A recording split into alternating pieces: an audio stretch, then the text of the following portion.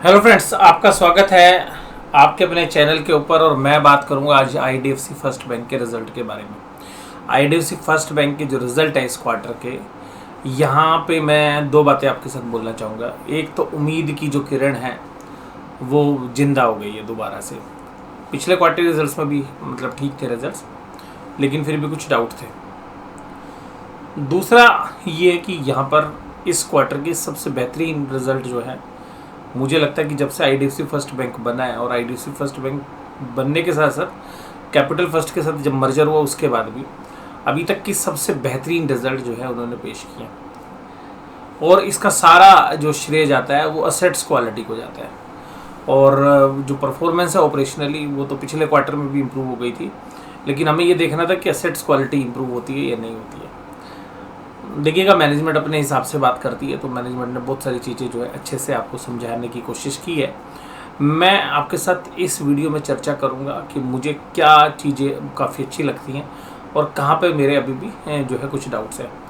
और जब हमने पीछे वीडियो शेयर्स की थी तब मुझे लगता था कि शेयर का भाव थोड़ा सा महंगा है, और अब देखिएगा 40 रुपये के नीचे ये शेयर चल रहा है।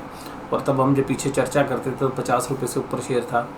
और मुझे याद है कि मैंने कहा था कि बिलो 40 जो है ये शेयर्स अगर आप देखेंगे तो शायद एक रीज़नेबल वैल्यूशंस यहाँ पर मिल रही है। अभी भी मुझे लगता है कि 36 रुपीज़ एक ऐसा बेस प्राइस है जहाँ पर शेयर आ सकता है, क्योंकि मार्केट में जिस तरीके की हालत है, रिज़ल्ट जो है अच्छे होने के बावजूद भी बाज़ार कभी कभी करेक्ट कर देता है। ख़राब रिजल्ट पे भी शेयर्स अच्छे चलते हैं, तो अच्छे रिजल्ट आने के बाद भी कभी कभी बाज़ार का जो ट्रेंड होता है वो कभी कभी नकारात्मक होता है। तो मुझे ऐसा लगता है कि देखिए, अब साइज़ में बहुत बड़ा बैंक है, इक्विटी डाइल्यूशंस बहुत हुआ है, अब परफॉर्मेंस वाइज जो है ये चलता रहेगा। और मुझे अभी भी ये मानना है मेरा कि ये बैंक अच्छा करने का अभी पोटेंशियल है। और जो assets quality infrastructure loan book थी वो काफ़ी जो है पीछे प्रॉब्लम करती रही, कुछ ना कुछ हर क्वार्टर में कुछ नई चीज़ें आ जाती थी और रिजल्ट ख़राब हो जाता था। अभी सारे ही बैंकों ने अच्छे रिजल्ट दिए, और सभी बैंकों के अंदर जितने भी अभी बैंक्स के एनालिसिस हमने किए हैं, और इवन एक्सिस बैंक का शेयर हालांकि 6-6.5% टूटा फ्राइडे के सेशन में, लेकिन रिजल्ट के मामले में हम मानेंगे कि असेट्स क्वालिटी सभी बैंकों की ठीक हुई है। और रीज़न ये कि जो पिछले साल कोविड का असर था, सभी ने प्रोविजंस बना रखे थे, तो वो जो एक घातक रूप से जो इनके ऊपर प्रहार हुआ था बैंकों के ऊपर, वो अब थोड़ा सा ईज आउट हो रहा है, और उसी की वजह से आपको प्रोविजंस कम देखने के लिए मिल रहे हैं। इस बैंक के अंदर कुछ और बातें आपके साथ शेयर करता हूँ कि पिछले साल तक इनकी जो लोन ग्रोथ बुक है और जो कासा ग्रोथ बुक है, उनके अंदर जो है कासा काफ़ी तेज़ी से बढ़ रहा था, लोन ग्रोथ नहीं बढ़ रही थी। अब लोन भी ठीक हो गए हैं, बढ़ने का जो दर है। और पहले जो कासा था यानी कि करंट अकाउंट सेविंग अकाउंट, वो बहुत तेज़ी से बढ़ रहा था, वो अब इस क्वार्टर से थोड़ा सा जो है स्लो हुआ है। उसका रीज़न मैं आपको बताता हूँ कि पहले ये रेट ऑफ इंटरेस्ट बहुत ज़्यादा देते थे, सेविंग बैंक के ऊपर रेट ऑफ इंटरेस्ट बहुत ज़्यादा देते थे, तो अकाउंट ओपनिंग बहुत अच्छी थी। हालांकि अब जो है कोविड ख़त्म होने के बाद, जो है लॉकडाउन ख़त्म होने के बाद, उसका असर तो जो है पॉजिटिव हमें देखने के लिए मिला है। लेकिन वैल्यूशंस वाइज अब अगर हम अभी भी बात करें तो अभी भी ये जो शेयर है वैल्यूशन वाइज अभी भी ऐसा नहीं कहूँगा कि मैं बहुत सस्ता मिल रहा है। लेकिन अगर ये जो मैनेजमेंट की कमेंट्री है उसमें एक बात अगर हम देखें कि 1000 करोड़ की सेविंग करने की बात कर रहे हैं कि जो महंगी बोरोइंग्स है उसको एक कासा से रिप्लेस कर देंगे सस्ती से, जिससे 1000 करोड़ रुपए ये आगे चल के जो है प्री जो है प्रोविजंस जो ऑपरेटिंग प्रॉफिट्स हैं उसको इंक्रीज़ करने का दम रखते हैं। ऐसा जो है मैनेजमेंट ने अपनी रिपोर्ट में लिखा है, जो मैंने भी आपके साथ जो है चर्चा में भी लाऊंगा। तो ये अगर होता है तो बात अलग है। अदरवाइज अभी जो वैल्यूशंस वाइज है तो आपको इन वैल्यूशन से सस्ता आपको एक्सिस बैंक मिल रहा है, और सेम वैल्यूशंस के ऊपर आपको आईसीआईसी बैंक या एचडीएफसी बैंक मिल रहा है। तो ये सब चीज़ें ठीक है। वैल्यूशंस अब जो है अब हमें शेयर्स का प्राइस के हिसाब से जो रिजल्ट है वो लगता है, लेकिन देखिए बाजार की कंडीशन से थोड़ा सा वीक हो सकता है, मैं उस बात को मना नहीं करूँगा, बट ज़्यादा डाउन साइड रिस्क नहीं है। जो पीछे जिस तरीके से प्रोविजंस इनके बढ़ते थे हर बार एसेट्स क्वालिटी के जो रिस्क होते थे, और ऑपरेटिंग प्रॉफिट बढ़ने की जो गति है वो थोड़ी सी अभी स्लो हो गई, लेकिन अब उसमें जो पेस है वो आएगा केवल एक ही रीज़न से। मुझे लगता है कि जो इनके महंगी बोरोइंग्स हैं, जो महंगे लोन हैं, अगर वो सिग्निफिकेंटली रिड्यूस होते हैं तो ये मैंने पूरी कमेंट्री पढ़ने से जो मुझे लगा वो मैं आपको बता रहा हूँ। अब बात करते हैं इस क्वार्टर की ऑपरेशनल परफॉर्मेंस की। देखिएगा इस क्वार्टर के अंदर सबसे खास बात क्या है, जो बाकी बैंकों में भी मैंने देखा और जो इस बैंक में भी, कि लॉकडाउन का असर खत्म हो गया, जो पिछले साल काफ़ी समय तक रहा, और जो थर्ड वेव थी कोविड का उसका असर नहीं था बैंकों के रिजल्ट्स के अंदर। इन्फ्लेशनरी प्रेशर बाजार में दोबारा से बढ़ रहा है, वो फ्यूचर की बात है, वो अब मैं आपको डेली एनालिसिस में बताता रहता हूँ। इंटरेस्ट की जो इनकम है, जो लोन देने का जो अमाउंट है, वो दोबारा से ये थोड़ा सा आगे बढ़ के आ गया है। क्या हुआ था कि पिछले साल कोविड के चक्कर में इन्होंने जो फाइनेंस कर रखा था, किसी का रेफ्रिजरेटर, किसी का मोबाइल, किसी की बाइक, और लोग शहर बदल गए या लोग अपने गांव चले गए, तो बहुत बड़ा अमाउंट जो है इनका एनपीए में हुआ। उसके बाद जो है इन्होंने थोड़ा सा अपने आप को संभाला।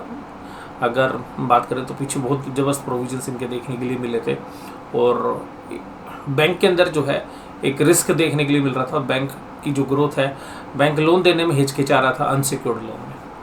अब बैंक ने सेफ साइड क्या किया है इस क्वार्टर में भी और पिछले क्वार्टर में भी, बैंक ने अब होम लोन पे फोकस करना शुरू कर दिया है। अब होम लोन पे फोकस करने से क्या होगा कि आपकी इंटरेस्ट तो बढ़ेगा, लेकिन इंटरेस्ट का मार्जिन्स थोड़ा सा कम हो जाएगा, यानी कि जो गैप है इंटरेस्ट लेने और देने का वो थोड़ा सा रिड्यूस हो सकता है। लेकिन अगर आप पूरी परफॉर्मेंस देखेंगे तो इंटरेस्ट का जो अमाउंट है वो था पिछले क्वार्टर में 3598 करोड़, जो बढ़कर हो गया 38257 करोड़। तो ये सिग्निफिकेंटली इंक्रीज हुआ है। बाकी इनकम और इन्वेस्टमेंट रिड्यूस हो गई है इनकी 687 करोड़ से 623 करोड़।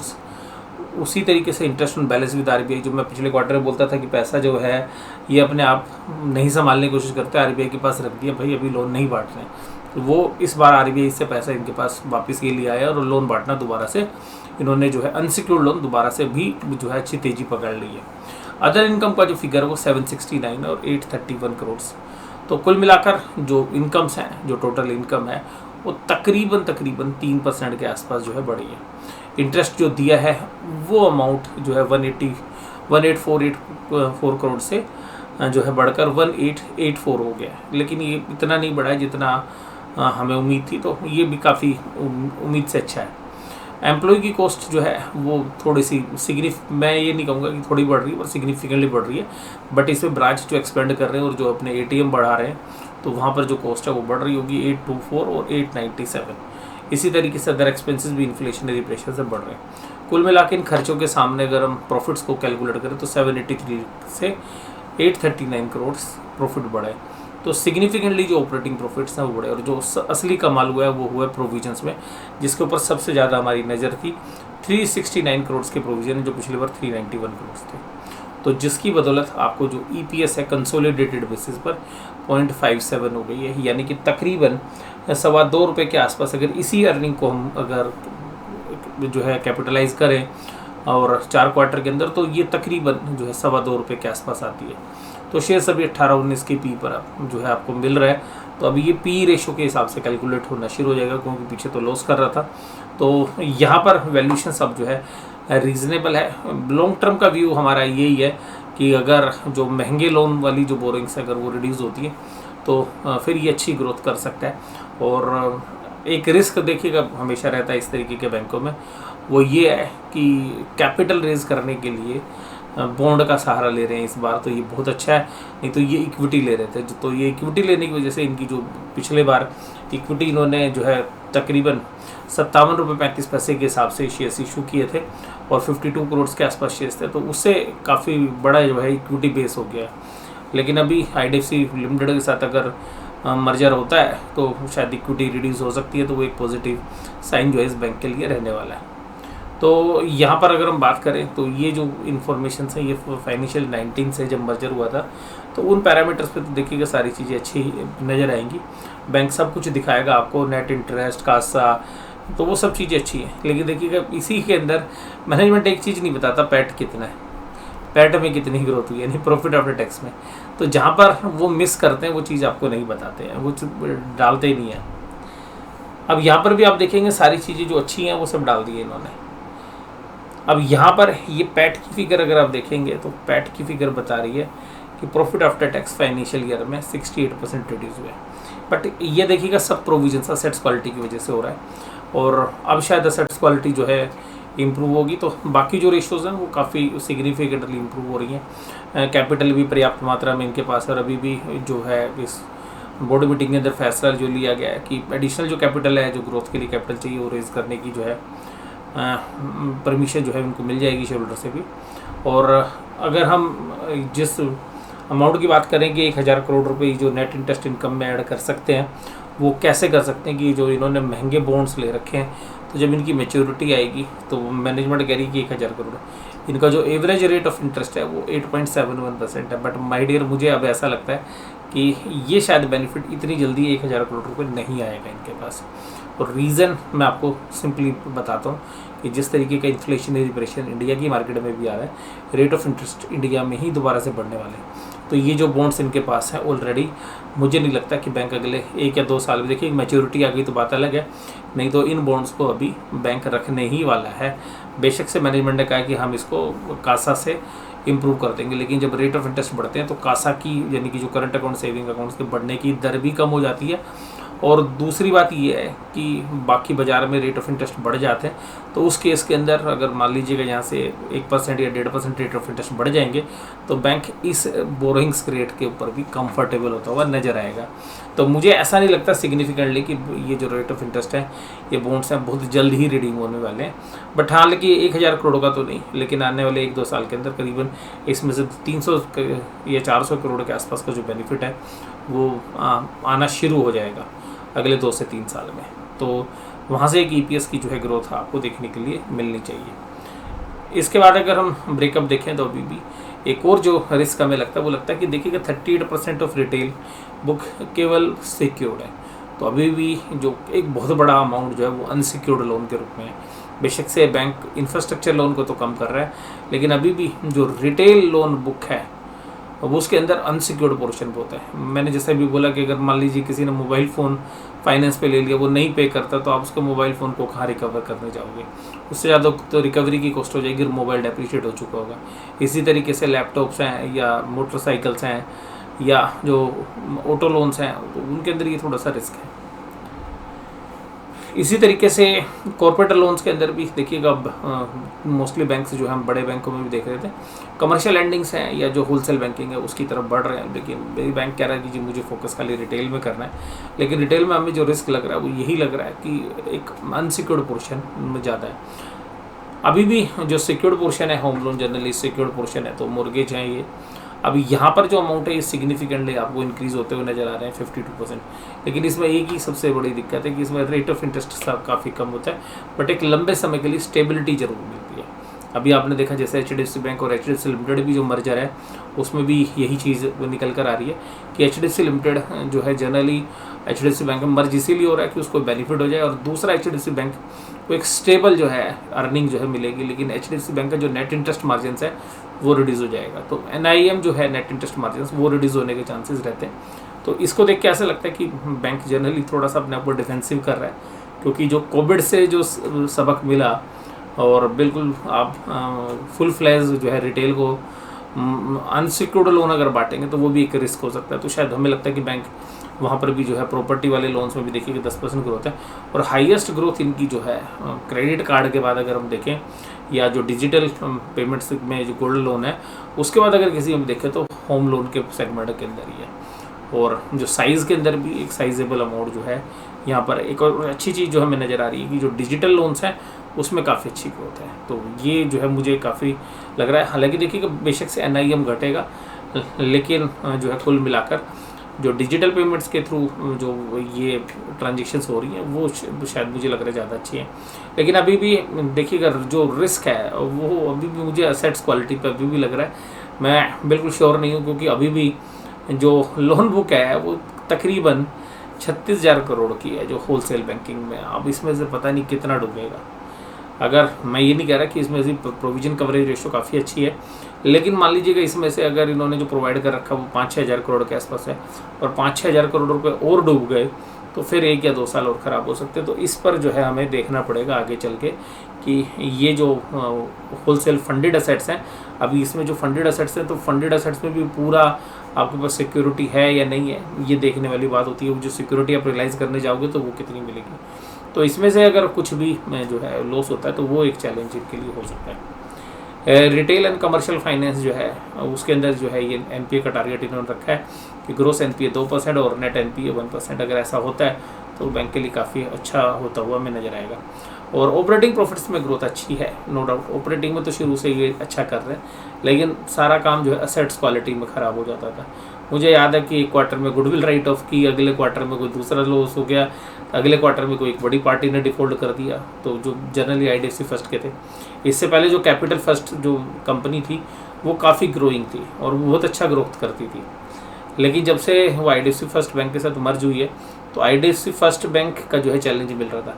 लेकिन कोविड में क्या हुआ कि जो कैपिटल फर्स्ट की लोन बुक थी, जो अनसिक्योर्ड लोन थी, वो चैलेंज देने लग गई है। अब देखिएगा दोनों जगह से सुधार हो रहा है और हमें लगता है कि अब जो है वैल्यूशंस वाइज इन क्वार्टरली रिजल्ट्स के बाद स्टेबल वैल्यूशंस हैं और यहाँ से ग्रोथ की भी पोटेंशियल बनते हैं। डाउन साइड देखिएगा बाजार के साथ हो सकता है, बट बाजार ही बहुत ज़्यादा ख़राब हो गया तो बात अलग है। अदरवाइज नॉर्मल सर्कमस्टांसेस में ज़्यादा डाउन साइड रिस्क अब नहीं है इन रिजल्ट्स के बाद। और फिर भी 1 या 2 क्वार्टर के रिजल्ट्स अभी काफ़ी ज़्यादा इंपॉर्टेंट रहने वाले हैं जो मुझे लगता है। और उसमें भी मुझे सबसे मेन फिगर जो है ऑपरेशनली सब ठीक होने लग गया है। बस अब मुझे एक ही चीज़ पे कंसर्न है, वो है असेट्स क्वालिटी पे।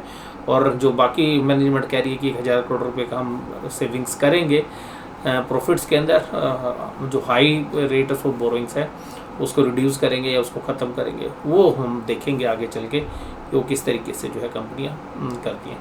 और इन्वेस्टर्स जो हैं वो अभी भी काफ़ी अच्छे इन्वेस्टर्स हैं। मेजर शेयर होल्डिंग जो आईडीएफसी लिमिटेड के पास है, अगर वो मर्जर हो जाता है, रिवर्स मर्जर, फिर शायद 12 बार पिनकस जो है वो एक पोजीशंस में आ जाएगा और वो शायद प्रमोटर्स की जगह लेने की भी कोशिश करें। तो 9% होल्डिंग है। और अगर आईडीएफसी फर्स्ट बैंक के साथ कोई डील होती है और उसमें जो शेयर स्वैप होते हैं तो कोई फ़ायदा नहीं होने वाला, क्योंकि फिर इक्विटी तो जस की तस रहने वाली है। लेकिन अगर आईडीएफसी के साथ कैश डील होती और कैश इनके पास सफिशिएंट होता तो शायद वो ज़्यादा बढ़िया डील होती और शेयर होल्डर के लिए ज़्यादा अच्छा होने वाला था। लेकिन इस समय पर अगर आप इस शेयर्स में इन्वेस्ट करना चाहते हैं तो मुझे लगता है अभी भी कि आईडीएफसी लिमिटेड के थ्रू इसको होल्ड करना शायद ज़्यादा बेहतर है। और जो आपके पास जो रिस्क रिवार्ड है वो आईडीएफसी लिमिटेड का बिजनेस भी आपको मिल जाएगा, डाइवर्सिफिकेशन भी हो जाएगी और आप आईडीएफसी फर्स्ट बैंक का भी जो एडवांटेज है वो आपको मिलता हुआ नजर आएगा। हालांकि जो मैंने रिजल्ट आपके साथ शेयर किए वो कंसोलिडेटेड बेसिस पे थे, वहाँ 57 पैसे की जो है ईपीएस रिपोर्ट हुई थी इस क्वार्टर में, जो पिछली बार थोड़ी सी कम थी। लेकिन डाइल्यूटेड बेसिस पर अगर हम देखें तो 0.54 स्टैंडर्ड लोन में है, जो पिछली बार 0.45 थी। एक इक्विटी डाइल्यूशन का रिस्क हमें हमेशा रहेगा इस बैंक के अंदर। और एक सबसे खास बात है कि शेयर चलने में ना, शेयर की इक्विटी बहुत बड़ी हो जाती है तो चलने में थोड़ी सी परेशानी होती है, तो वो चैलेंजेस रह सकते हैं। कुल मिलाकर देखिएगा रिजल्ट अच्छे हैं। अभी भी मैंने आपको जो कंसर्न्स हैं या जहाँ पे मुझे वीकनेस लगी या जो मेरी अंडरस्टैंडिंग है कि ग्रोथ करने में क्या चैलेंजेस हो सकते हैं या प्रॉफिट बढ़ाने में क्या चैलेंजेस हो सकते हैं, वो मैंने आपके साथ शेयर किए। बट जो प्रोमिस है मैनेजमेंट की तरफ से वो अभी तो फुलफिल नहीं हुए, बट उम्मीद की किरण जो है ज़रूर अभी भी जो है बरकरार है। और जिस तरीके से पिछले साल के अंदर, स्पेशली 2021 के अंदर जो रिजल्ट्स आए थे वो काफ़ी ख़राब थे और कॉन्फिडेंस जो है बहुत लूज़ हो रहा था शेयर होल्डर्स का भी। और शेयर प्राइस ने भी देखिएगा 60-65 रुपये से तकरीबन 40% की जो है डिक्लाइन की। बट मुझे लगता है कि इन प्राइस के अंदर ज़्यादा रिस्क है नहीं और भाव भगवान है, लेकिन बाज़ार के परिस्थितियों के हिसाब से भाव जो है चलते रहते हैं। लेकिन फिर भी मुझे लगता है कि कंफर्टेबली है यहाँ पर। और मेरी अभी कोई होल्डिंग नहीं है एज एट प्रेजेंट। आगे चल के अगर कुछ करेक्शन होगी तो हो सकता है कि मैं पर्सनल लेवल पे भी इसमें ऐड करूं। अगर होगा तो मैं आपके साथ ज़रूर से ज़रूर शेयर करूंगा। और वीडियो आपको कैसी लगी ज़रूर से ज़रूर कमेंट करके मुझे बताइएगा। वीडियो देखने के धन्यवाद। Thank you very much.